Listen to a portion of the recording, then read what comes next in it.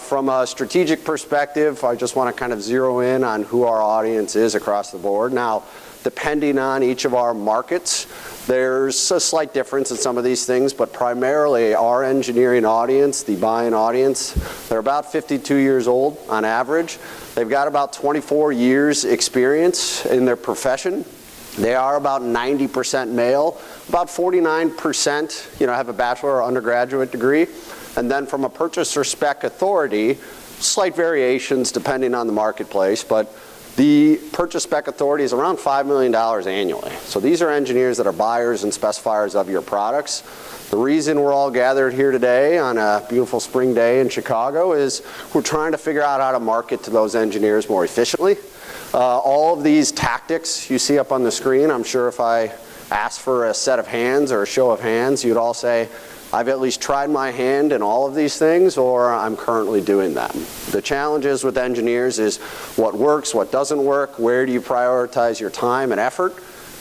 As you'll see from what's in front of you on the playbill and the infographic we printed out, we've got some stats from previous research studies we've done about some key findings on how to market to engineers.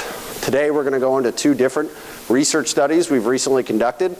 These stats you see up there from previous studies that are just kind of a good reference tool for how to market to engineers. So feel free to take it with you, tape it up in your office, put it up in your cube, whatever the case is, because some of them are key statistics you want to remember in terms of things like how much content they consume. The average engineer reads 240 pieces of work-related content every year, right?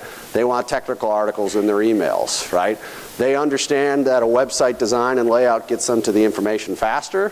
So stuff like 4 clicks or less you want to have in your back of your mind as you continue on with your quest to market to engineers. Today we're going to go into two different research studies, one of which that was sponsored by Hannover Messe USA on trade show and industry events. We wanted to figure out what the engineers like, what they dislike about trade shows, what information they expect from the suppliers when they stop at your booth, who they want to talk to when they're at your booth, how they justify going to these types of shows and events. That study will be first, and we'll kind of go around the world and kind of crisscross the different sections. Then we are going to show a research study we just did on supplier relationships, what they expect out of the supplier relationship, how they use social media for work-related information, and the most valuable content types they still consume on a daily basis. So